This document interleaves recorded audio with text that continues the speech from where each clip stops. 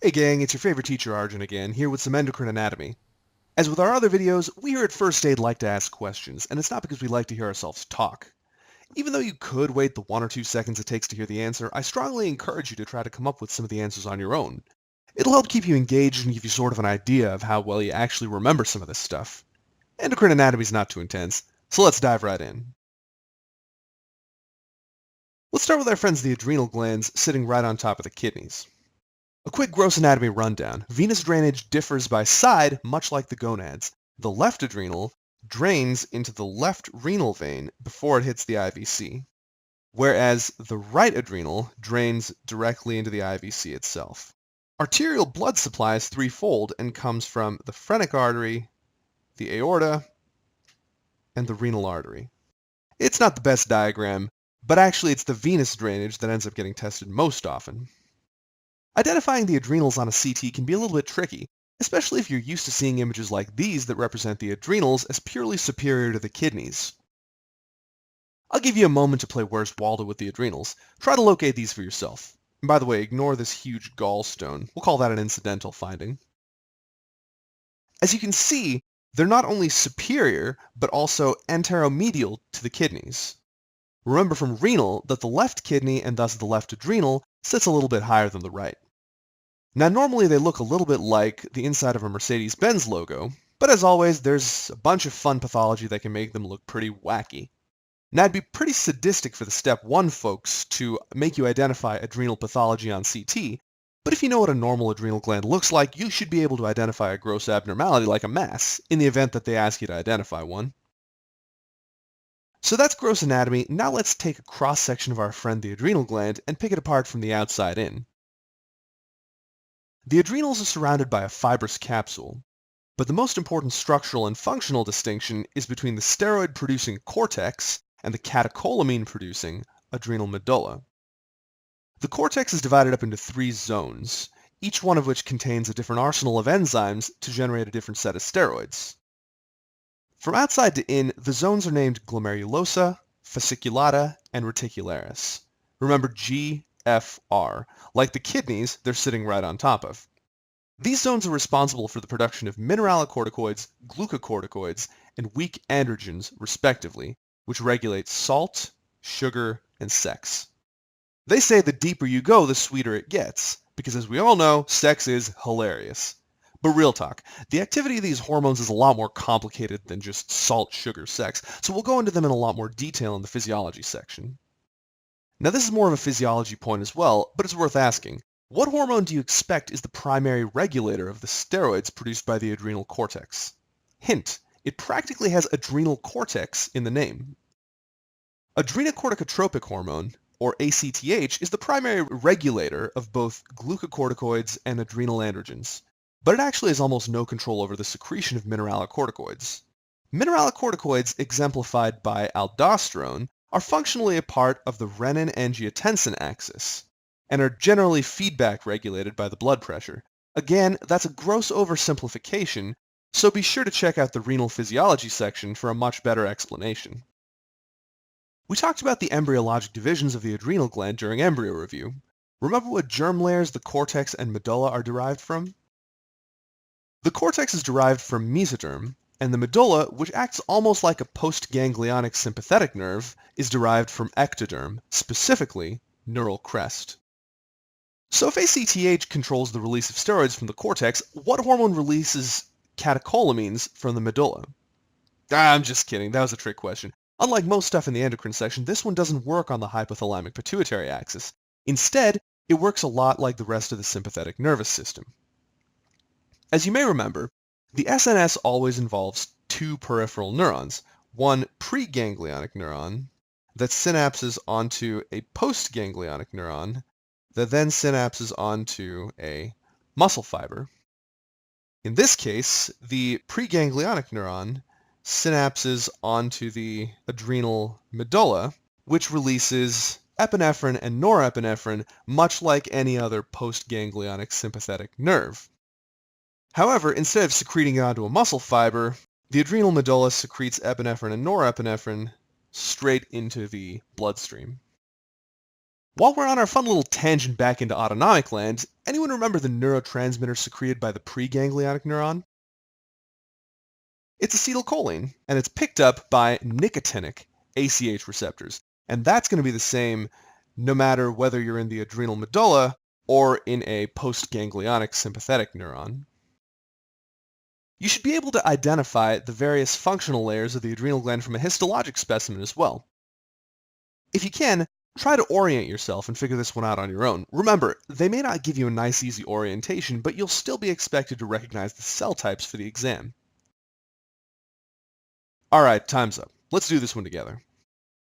So, the pathologists out there will probably not like my explanation for this, so I'll go ahead and address this right off the bat. Yes, the terms glomerulosa fasciculata and reticularis apparently refer to the histologic appearance of the cortical layers, and no, I've never been able to see it. The people who get this are probably just more sophisticated than I am, but I'll just tell you what I think is the easiest way to tell these apart. First, the capsule and the medulla are pretty easy to spot. The capsule is mostly collagen, with very few cells scattered around the inside, and the medulla is much more basophilic. It's got sort of a porous appearance to it due to the many vascular channels that are inside of it. So that just leaves the three layers of the cortex. Take a moment to try to demarcate those on your own, and let's see if you still remember the order of the cortical layers. So if the order is G, F, R, then the fasciculata is the middle layer, and I'll highlight it for you right here. So it's recognizable by its porous appearance, but unlike the medulla, it's not porous because it's highly vascular. It's porous because the lipid droplets, which are not preserved on the slide, appear like multiple little pores.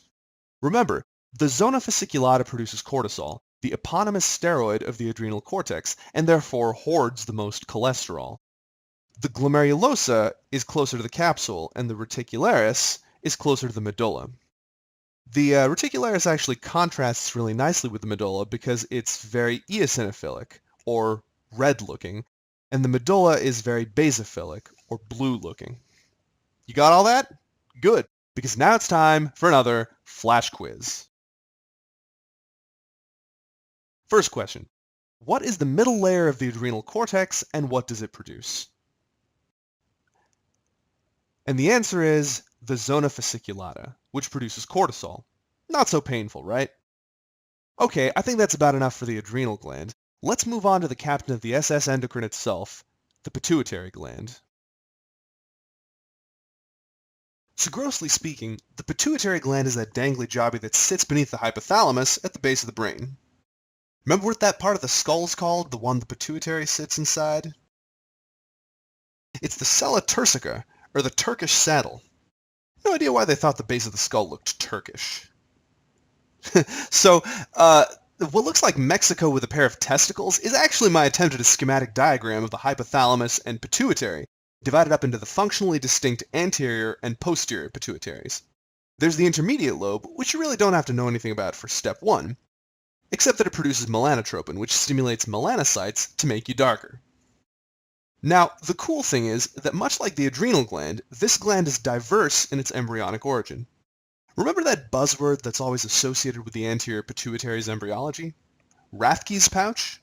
It's derived from surface ectoderm by a process that you don't actually have to be familiar with, but simply knowing the name Rathke's pouch equals easy points on step 1. This is sort of your gland portion, like the adrenal cortex. So where does the posterior pituitary come from? Hint! It's in the alternate name for the posterior pituitary, neurohypophysis.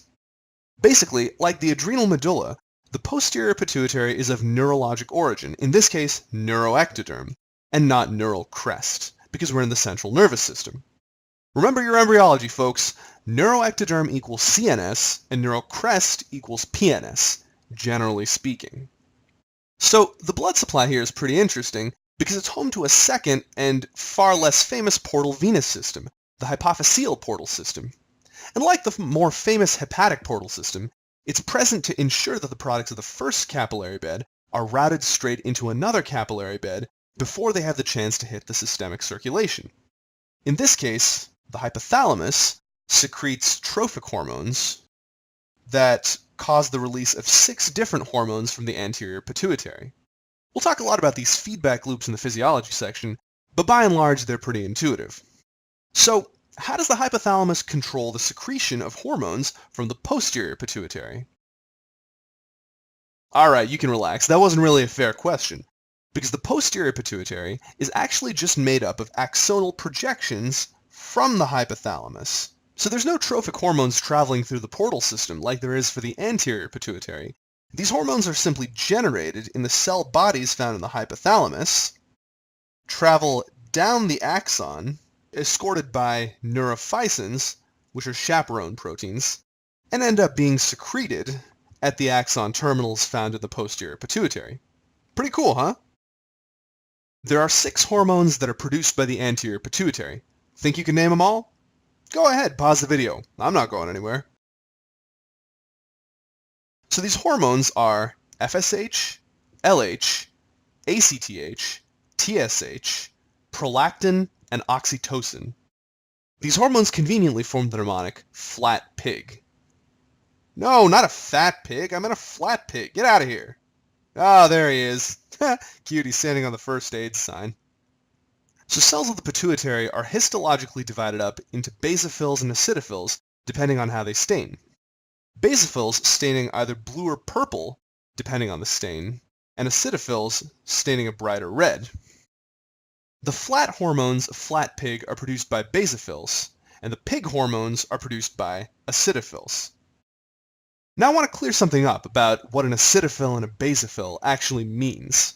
These are not 2 different cell types. These are just descriptions of how they stain. There are 5 different cell types that secrete 6 different pituitary hormones, and it just so happens that the corticotrophs, gonadotrophs, and thyrotrophs all take up bases and stain blue, so we call them basophils. Similarly, both lactotrophs and somatotrophs take up acids and stain red, so we call them acidophils. Finally, 3 of the flat hormones, which are secreted by the basophils, actually look pretty similar. FSH, LH, and TSH all have the same alpha subunit. It's the beta subunit, however, that gives these hormones their specificity. Interestingly enough, this structure is also shared by another non-pituitary hormone. Remember what it is? It's human chorionic gonadotropin, a hormone that's similar to FSH and LH in that it promotes the secretion of progesterone. In large enough doses, however, HCG's alpha subunit can even trick the body into thinking that it's TSH. This can actually cause symptoms of hyperthyroidism. You can see this in patients with HCG secreting neoplasms like gonadal tumors or hydatiform moles. Alright, we're done with the anterior pituitary. Now let's see if you've learned anything with another exciting flash quiz. So we've talked a lot about hormones today. Let's see if you can name the hormones secreted by the acidophilic cells. Pause the video if you need some time to think. The answer is prolactin and growth hormone, otherwise known as somatotropin. As a refresher, the anterior pituitary hormones are known as flat pig. FSH, LH, ACTH, and TSH are secreted by basophils, whereas prolactin and growth hormone are secreted by acidophils. Now let's go back to our friend the posterior pituitary. Just checking to see if you were listening the first time, where are these hormones produced? In the hypothalamus. Good. There are 2 hormones produced here, so it's not quite as crazy as the anterior pituitary. Vasopressin is produced in the supraoptic nucleus of the hypothalamus, and oxytocin is produced in the paraventricular nuclei. My mnemonic, and I have no idea why no one's thought of this before, by the way, is VSOP. For those of you who don't know, it's a grade of cognac that means my drink is better than yours. So think about that posterior pituitary next time you pass the Courvoisier. That's about it, but we're going to end with a brief nod to the endocrine pancreas, which will be covered in almost painful detail in the physiology section. The pancreas is made up of a network of ducts and an exocrine system, which, along with the blood supply, will be covered in the GI section. But scattered amongst these are clusters of endocrine cells called the islets of Langerhans. The islets are surrounded by alpha cells, and mostly filled with beta cells. Do you know what these produce? The alpha cells produce glucagon, and the beta cells produce insulin. There's also a smattering of somatostatin-producing delta cells, but they're about as important as the intermediate lobe of the pituitary. And, literally, that's all I'm going to say about them right now. There's a lot more to be said for each of these hormones, but I'm not going to ruin the surprise for you, because next up is endocrine physiology, which is going to be even more awesome, and I encourage you to stick around for it. Until then, thanks for watching, and if you like this video, make sure to give it a thumbs up down below. Arjun Iyer, signing out.